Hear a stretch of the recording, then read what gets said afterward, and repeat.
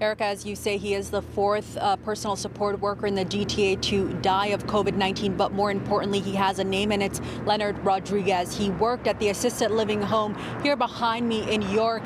He leaves behind an army of people who love him, and like all the other PSWs who died of this virus, they say his death could have been prevented too.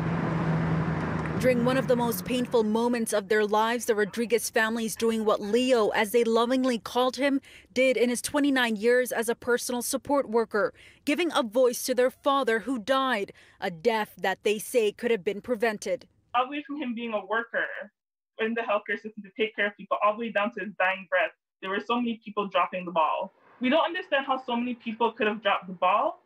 We don't understand, like my mom said, this was a traumatizing thing for all of us.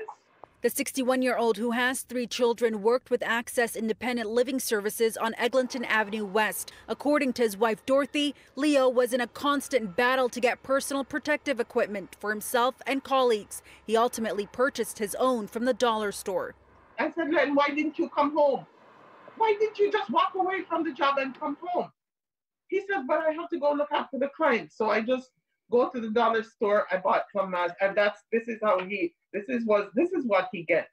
Leonard was sent home on April 6th after possibly being exposed and died exactly 1 month later.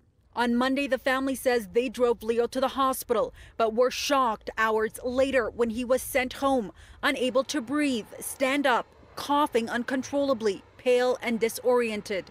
He should have been sent home 2 days before he died. So this may have been preventable.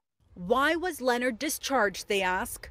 City News reached out to Humber River Hospital, who said they were saddened to learn about Leonard's death. In a statement, they also said, quote, standard hospital policy includes clinical assessments for safe discharge and instructions to return to the emergency department for any reason.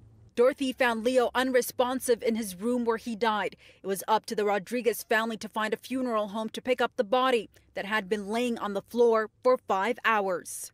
My son is sitting on a chair watching his father on the floor like this thing. When are they coming to pick up my dad?